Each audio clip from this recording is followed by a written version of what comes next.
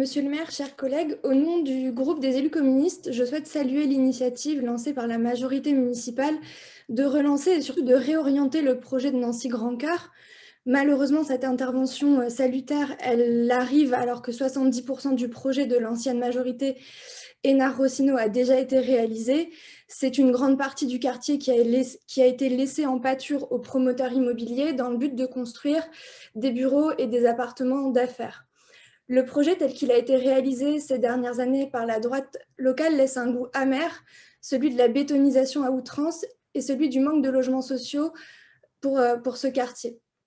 Dès lors, notre élection en juin dernier, avec notre élection en juin dernier, nous avons l'occasion enfin de réinvestir ce projet d'urbanisme afin de faire rentrer Nancy Grand Cœur, de faire que Nancy Grand Cœur soit un quartier ancré dans une démarche de transition écologique et dans une démarche sociale.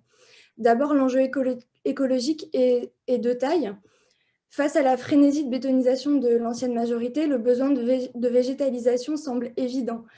Je tiens à préciser que la transition écologique, c'est aussi d'autres choses, notamment la construction de logements en habitat passif qui doivent consommer près de 90% d'énergie en moins. Et c'est aussi évidemment la valorisation de matériaux de recyclage pour la construction et aussi la place laissée aux initiatives d'associations pouvant faire la promotion de la biodiversité en ville. De plus, nous pensons qu'il y a une aspiration forte chez les Nancéens et les Nancéennes à une vraie mixité sociale en cœur de ville. Cette mixité doit s'axer notamment en direction des familles les plus modestes. Les travaux de relogement au plateau de Haye nous démontrent, selon l'OMH, que si près de 50% des habitants souhaitent rester dans leur quartier, l'autre moitié souhaite être relogée en cœur de ville à Nancy ou dans des pavillons alentours à la ville de Nancy.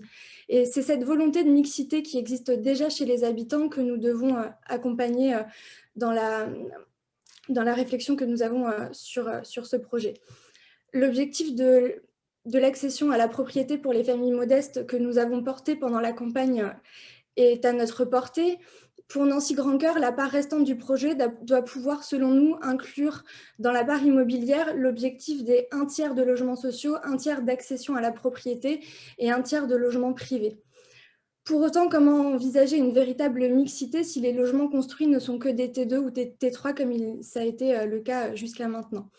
Il y a un réel besoin d'un projet immobilier permettant d'inclure des familles plus nombreuses et modestes en cœur de ville. En somme, le réaménagement du projet pour le quartier doit se faire en pensant l'accessibilité de l'habitat pour toutes et tous. La remise à plat d'une partie du projet est en ce sens une chance pour restructurer nos ambitions pour ce quartier.